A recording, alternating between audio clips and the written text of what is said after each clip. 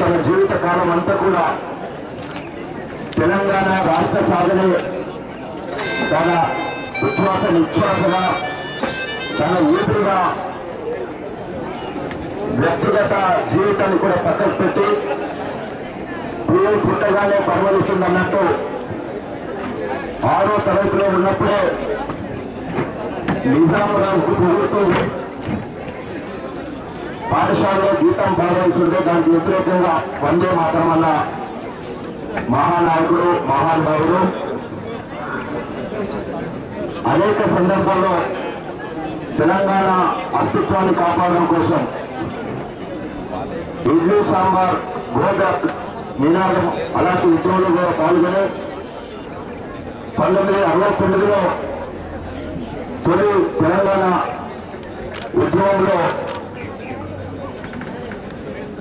తన వంతు పాత్రను పోషించి ఆనాటి నుండి మళ్ళీ 2001 టీఆర్ఎస్ పార్టీ ప్రారంభించే వరకు దానికి ప్రాణం పోసి దాన్ని తెలంగాణ లోతులను చనిపోకుండా భావజాలను చనిపోకుండా తన రచనల ద్వారా తన మాటల ద్వారా దేశ విదేశాల్లో తెలంగాణ వాదాన్ని పెంచడానికి అనేక కార్యక్రమాల్లో పాల్గొని పెద్దలు కల్వకుంట్ల చంద్రశేఖరరావు గారి నాయకత్వంలో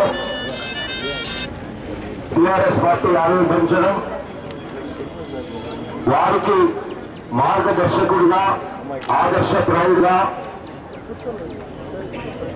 తెలంగాణ రాష్ట్రం సాధించడం అంటే అది రాజకీయ ప్రక్రియ ద్వారానే తెలంగాణ రాష్ట్రాన్ని సాధించాలని ఉద్యమం ఒక పక్క రాజకీయ అస్తిత్వం ఒక పక్క